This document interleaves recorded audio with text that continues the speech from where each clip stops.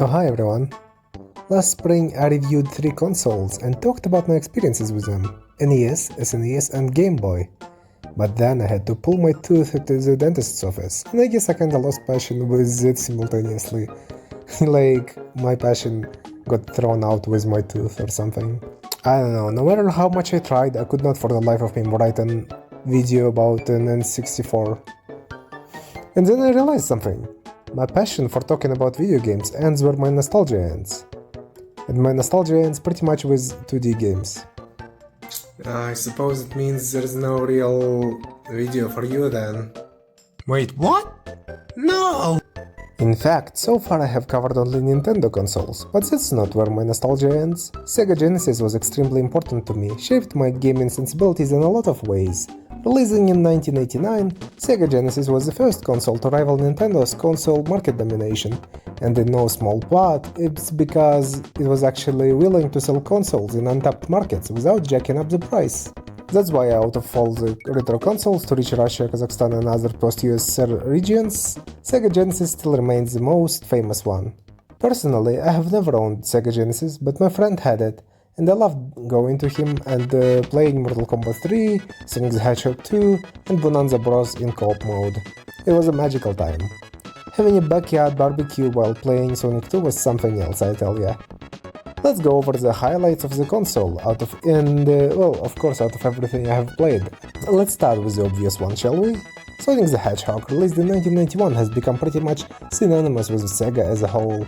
The character went on to become a pop culture icon, spawning numerous cartoons, comic books, video games and movies, all of which vary in quality, but when it's good, it's really good, and when it's bad, it's really bad. That being said, does the original game about Sonic still hold up? I'd say yes. There's a reason it spawned such a big franchise. Conceived as a rival to Super Mario, Sonic was the epitome of 90s edge and coolness. It even outsold Mario on some occasions, and I attribute that success to the strength of the marketing campaign.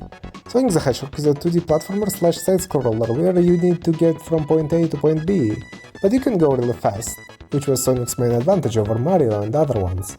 You collect coins but lose them when you get hit by an enemy. And if you get hit by an enemy with no coins, you die. A pretty interesting life system that Sega never really changed since, and why would they? It works so well. Dr. Ivor Robotnik, or Eggman as he is called in Japan, I prefer Robotnik, is a pretty memorable villain, a fat scientist who is imprisoning animals all over the place, and you are the only one who can help. A very simple but an effective plotline. Unfortunately, the game is not perfect. After Green Hill Zone, a lot of levels aren't exactly optimized for speedy completion, which kinda goes against the entire premise of the game, you know? You keep getting stopped by obstacles and have to wait a lot.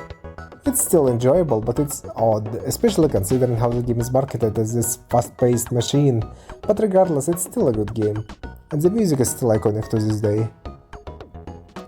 A lot of companies tried to replicate the success of Sonic, which gave us a lot of decent or even good things like Aero the Acrobat or Awesome Possum, but it also gave us some awful putrid garbage games like Bubsy, Close Encounters of Furkind. What could possibly go wrong? Released in 1983, Bubsy gave start to one of the most infamous franchises out there that just refuses to die, and I admire it for it low-key. Bubsy the Bobcat is one of the most annoying mascot platformer characters, spouting nonsensical lines. And he is completely uncontrollable, runs too fast, jumps too imprecisely. I swear, my game even crashed a couple of times. Although that may have been an emulation problem. Either way, when you make a platformer it should at least control good. But not only it doesn't control well, but that cat also keeps trying to make you laugh and fails miserably. To game's credit, the graphics are actually quite nice. That's about all I can say about it that is positive. There is also a sequel for Genesis, but apparently it's even worse, so I didn't even bother. Then they made Bubsy 3D for PS1, and it's generally regarded as one of the worst games of all time. Then like 15-something years later, a Hong Kong company made 2 more games about him, and somehow they were also bad, which is impressive. It kinda started to lean into self-aware territory with its marketing, and I at least respect that, I guess. The developers of Bubsy are not really incompetent. They made Siphon Filter for PS1 after all, so I don't know what happened there. Right, back to Sonic. Sega split the Sonic team into 2, Sonic's creator Naoto Oshima was tasked with making a game for a Genesis add-on Sega CD, while the other Sonic co-creator Yuji Naka was tasked with making Sonic 2. I don't think I'm gonna cover Sega CD in a separate video, so let's just go through both now. Sonic CD was for the longest time heralded as a hidden gem in the Sonic franchise, and in my opinion, it's alright. Sometimes it hurts to look at due to graphics flickering a lot, and the idea with time travel changing through gameplay didn't really make sense to me. I failed to figure it out. Maybe that's on me, I don't know. The platforming is a bit obtuse. I can't say I was a fan of a lot of design choices. Metal Sonic was kinda cool though. Sonic the Hedgehog 2, however... Sonic the Hedgehog 2, however, was my childhood. Me and my friend completed the game at least a couple of times, co-op or otherwise, and it's a blast every time. The platforming is better, the music is better, now you actually speed through everything, the plot is essentially the same. There's a new character called Tails, who is very adorable, and you can play as him in co-op, and if you know cheats, you can unlock a lot of goodies like Music Room, for example. It's an absolutely phenomenal game, and maybe one of Sega's biggest achievements. Best Genesis game easily, in my opinion. Yuji Naka won this round, but lost in the long run, because Naoto Oshima still works on Sonic, as recently as 2023, while Naka almost got in jail last year and seemingly is currently unemployed. I kinda feel bad for him, he's an amazing game designer. Anyway, Ghouls and Ghosts is a sequel to Ghosts and Goblins, and is a 2D platformer. It is an insanely hard game, just like the first one. Sorta odd how the first one was on NES, but the second one was not on SNES, and instead it's on Genesis, but that's kind of a good thing, because the graphics in this game are really good, and the SNES couldn't have replicated that. In the game you play as a knight named Arthur, and you need to defeat a number of undead and demonic creatures to restore all the people killed by Loki, including your loved one, Princess Prin. Really? Princess Prin? Anyways, the game is hard as balls, and low-key gothic, I'm into that. Game has 6 excruciatingly hard levels, and once you beat first 5 levels, the game asks you to go through them again, but this time with a special weapon. And then you can access 6th level and beat the game. Unfortunately, that proved to be a tough ordeal for me, cause after beating 5 levels and seeing that I need to beat them again, I just said, oh fuck this, and went on to play something else. Still, it's a good time, a good game. A good game is a good game. I think it's certainly fun. Did I say Sonic 2 is the best game on Genesis? Well, it is for me, but I acknowledge it's nostalgia talking. Objectively, Sonic the Hedgehog 3 and Knuckles is better as a whole package. Except it technically isn't. Alright, let me explain. Sonic 3 was supposed to be a massive game featuring whopping 16 zones. But the time constraints prevented Sega from releasing the game that way. They needed to push something on shelves for Christmas of 1994, so the game was cut in half, and Sonic the Hedgehog 3 got released. And it's pretty good, but it's only half of the game, so the plot just kinda stops. Not even on any cliffhanger, it just randomly stops. No real ending, no anything. It really doesn't feel like a grand title on its own. When Sega later finished the other half, they released it as Sonic and Knuckles. It made it possible to combine them through a special system, so they would play seamlessly as one game like initially intended. It's kind of a creative endeavor, and I think it worked pretty well for them, considering both games sold amazingly. Gameplay-wise, it's kind of the same song and dance, but now Knuckles is introduced, one of the more beloved characters in the series, who is also playable and has a very different playstyle from Sonic. The level design is very good, and overall the game is amazing, but I still prefer Sonic 2. For music enthusiasts out there, apparently Michael Jackson made some music for Sonic 3, so look out for that. This would have been a fantastic segue into Michael Jackson's own game, Moonwalker, that got released on Sega Genesis. But I've never actually played it. Apparently it's good, so yeah. Let's just quickly talk about the rest of Sonics. Puyo Puyo and Puyo Puyo 2 are the games I have already covered in my SNES video, I think? So let's talk about how they reskinned it into Dr. Robotnik's Spin Bean Machine. They took characters from the popular Sonic cartoon at the time and pretty much reskinned the game so it would look more like Robotnic Team. On one hand it gave us a solid Robotnik game, but on the other I wish they didn't do that, cause Puyo Puyo is a wonderful puzzle game with a really funny cast and good dialogue. Oh well. Sonic 3D Blast was the first Sonic game in 3D, kinda? It's not great and not terrible, just kinda average. It wasn't even planned for Genesis, but got hastily ported from Sega Saturn, because Sega had nothing to show that year, and started lagging behind the competition. It's a top-down game where you have to collect birds and get them to the goal, and then occasionally boss fight Eggman. You can buy bonus 3D levels from Tails and Knuckles, and you can still give them money afterwards. Nothing really happens, they just take your money. Sounds like cryptocurrency. Anyway, the game's alright, I had fun. If you want to check it out, go for Director's Cut, it's superior in almost every way. Sonic's Pinball is pinball with Sonic. It sucks, I don't like it. We're done with Sonic now? Ultimate Mortal Kombat 3. Oh, I adore this game. It was pretty much synonymous with the word fighting game in like post-USSR territories, and I'd say it's still iconic there to this day. It was really fun to play with friends, and the roster was so vast, the fighting felt so nice, and the bloody fatalities were mesmerizing. I love it, and it's part of the reason why I can get into a lot of other fighting games. I keep comparing them to Ultimate Mortal Kombat 3. Johnny Cage, my beloved. There were apparently ports of Battletoads for Genesis, and all 3 games got ported. Although Battlemaniacs got ported only in Brazil some years later. Well, fuck it, still counts. Battletoads is one of the hardest beat-em-ups ever, and it's legendary for how frustrating it is. In-game you play as Rush, Pimple or Zets. What kind of names are those? And battles the Black Queen and her hordes of goons. It's a fun and frustrating game, and gameplay is varied enough for it to not get stale. Probably first big success by Rare Limited, one of my favorite gaming companies of all time, who are also famous for Banjo-Kazooie, GoldenEye and Sea of Thieves. Then there was Battletoads and Double Dragon crossover. I never played Double Dragon, but this game was solely developed by Rare, so I assume I don't need much knowledge of it. It's honestly much easier, and a bit less engaging, but still a good time overall. Just, not quite as good as the original game.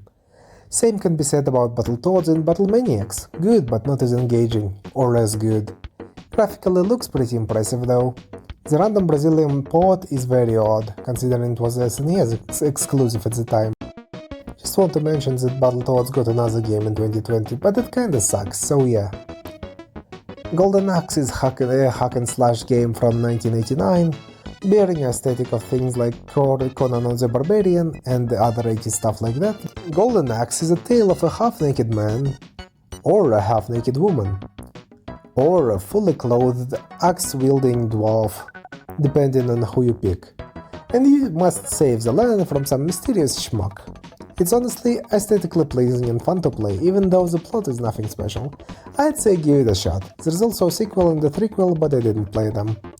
World of Illusion is a very good game starring Mickey Mouse and Donald Duck, a very well made platformer that I highly recommend. I used to play it co-op with my friends during childhood, and it was a blast. I think it still holds up. Trust childhood Mia, he knows what's up. Now let me cover some games that fall into the radical 90s aesthetic when everything was gross, weird and cool like Ren and Stimpy. First one of those is Earthworm Jim duology, and I feel like I already covered them extensively in the SNES video, so let's talk about a more egregious example. Booger Man on Sega Genesis, a pick and flick adventure. Fucking hell. It's a pretty good platformer from Dr. Naples, the creator of Earthworm Jim, Neverhood and Clay Fighter. Booger Man is about this man who travels through the sewer and hurts enemies by hurling boogers at them. To travel, he flushes himself in toilets. This game is ridiculous, yet kinda funny. I enjoyed it back then, and I think it holds up alright. Another example of 90s coolness is Tojam and Earl, which is a proto-roguelike about Tojam and his friend Earl. The game oozes 90s, from its aesthetic to its dialogue and music. I really like that. Unfortunately, for the longest time I could not figure out how to play it, and once I did, I realized that I didn't really like it. But who knows, maybe you will. After all, it got like 5 sequels or something. If it was bad, it probably wouldn't have. Shut up, Bubsy doesn't count. Valis the Phantom Soldier was a pretty good 2D action platformer with a really intricate plot and scantily clad anime girls fighting with swords. What's not to love? Unfortunately, the cutscenes are unskippable and way too long, which kinda ruins it for me. Although, maybe that's exclusively a TurboGrafx version issue. Alright, you got me. I didn't play it on Genesis. Are these skippable on Genesis? Mega Man's Wily Wars is a very faithful port of the first 3 Mega Man games on Genesis with some improved graphics. It's a nice trip down the memory lane, but what's this? If you beat all 3 games, you get an entirely new one called Wily's Tower. It's an insane idea, locking an entirely new game behind 3 remakes, and I think that's awesome. It's a pretty good game too, I highly recommend it. If you have never played the first 3 Mega Man games, I'd say this is a definitive way to play them, so do just that. Onama Cotton is a game in a Cotton series of games. It stayed exclusive to Japan for the longest time, until very recently. Yeah, and it's really fun. It is now available on Switch, PC, basically everywhere. It's about a witch called Cotton, and she gets tricked by a half-naked fairy to save the world because she gets promised candy afterwards. That's pretty much the plot of every Cotton game. But the gameplay differs quite a bit between installments. This one is in 3D and is a rail shooter, which is not a genre that was featured often on Genesis. Really good graphics for its time, and the fun gameplay will make the 2 hours you spend with this game absolutely magical. Unfortunately, the game is 2 hours long tops. Kinda goes for all Cotton games really, or for all rail shooters, you know. Still, good time. Castlevania Bloodlines is a Castlevania game before Symphony of the Night, so it's more of a platformer. I really like it, and I generally prefer pre-Symphony Castlevania, so I had a great time. According to the plot, this John Morris guy here is supposed to kill the woman who is trying to revive Dracula. He's the first Castlevania protagonist without the Belmont last name, and this game is one of the best games on Genesis. Unfortunately, it's sold rather poorly, for reasons I cannot quite fathom. Bananza Bros is an underrated gem, which I love to play co-op with my friend. It's this 3D style 2D stealth game with shooter and platform game elements. You play as Robo or Mobo, 2 brothers. The object of the game is to travel stealthily around each building while avoiding guards, retrieve several objects within a time limit, and move to the roof where a blimp is expecting the player with the loot. Sounds fun, doesn't it? To my dismay, the game never got a sequel, but at least they were featured as playable racers in one of the Sonic's racing games, so hey, that's something. Ristar is a platformer about a guy who looks like a star. That's why he's called Ristar. It's fun, I had fun with it. Good music, good game, whatever story. Hey, it came out the year I was born, ain't that cool? God, I'm old. Ristar was supposed to be a franchise, but unfortunately it released at the very end of Sega Genesis lifespan, so it didn't have much of a chance to sell well. I honestly don't know what else to say about this game. It's alright, you know. You know what, the following games I don't have much to say about, so let's be quick. Comic Zone is great, it's styled like... Jesus. Comic Zone is great, it's styled like a comics and it's a beat 'em up. Play it. These days Aladdin is pretty good, I never got past level 2 but I liked it as a kid. Contra Hard Cops was kinda hard to play due to insane flickering graphics, but it was still a Contra game at the franchise's peak, so it's really fun and good. Tiny Toon Adventures, Buster's Hide and Treasure is a platformer licensed game based on the Tiny Toons cartoon. It's fucking awesome.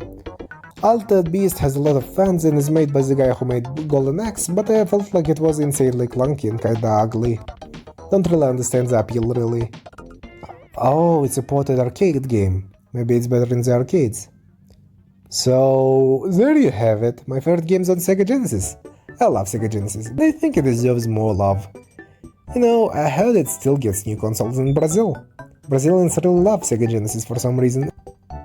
And I can't blame them, it's a fantastic experience. Now, hold on a second, let me check on my Wii. Hey, you okay there? I've been weeping non-stop here. Really? Weeping? You're proud of that pun? That's what we end the video on? Weeping. Very, very funny.